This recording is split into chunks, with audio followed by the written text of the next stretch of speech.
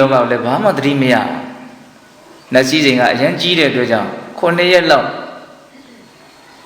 လူလောကရဲ့သူဖြတ်တန်းခဲ့ရတဲ့အခြေအနေကိုသူမေ့နေ9 ရက်မြောက်တဲ့နေ့ကျတော့သူအမှတ်ရတယ်။အော်ငါဂတိကိုထားခဲ့တာပဲ။ဒါကြောင့်မလို့ဥရိယပဒမင်းသမီးတွေကိုငါသွားမှဖြစ်မယ်။ပြောလို့ရှိရင်အဲ့ဒါနှစ်ပေါင်း900လောက်လွန်သွားပြီပေါ့နော်။ဥရိယပဒမင်းသမီးအနေနဲ့သူ့ရဲ့လင်ယောက်ျားတည်ဆုံးသွားတာနှစ်ပေါင်း900ကျော်သွားပြီပေါ့။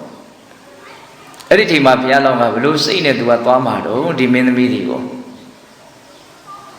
တော့ဂတိကဝတ်ကိုလည်းပဲပြည်လေသွားစီမယ်ဒီလောကကြီးရဲ့အကြောင်းကိုလည်းပဲမှန်မှန်ကန်ကန်သိအောင်မြင်အောင်နားလည်အောင်ငါဆုံးမပြီးတော့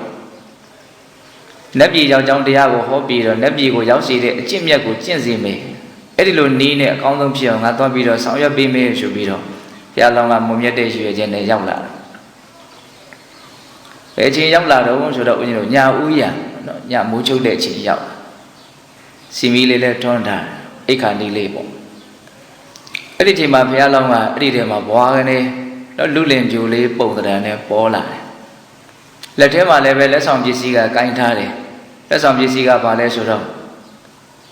ရွှေပဲရုပ်တွေနဲ့ပြည်နေတဲ့ရွှေခွက်တစ်ခွက်တော်တော်လှတယ်ပေါ့နော်ရွှေခွက်ကအဲ့ဒီထဲမှာနော်ရွှေပဲရုပ်ကလေးတွေရွှေကိုပဲရုပ်လေးတွေပုံစံလုပ်ထားတယ်ရွှေပဲရုပ်လေးတွေအပြည့်ထည့်ထားတယ်အဲ့ဒီလက်ဆောင်ပစ္စည်းကိုကင်ပြီးတော့ဘုရားလောင်းကစပြီးတော့စကားဆိုတယ်တဲ့နော်အလွန်တင့်တယ်တဲ့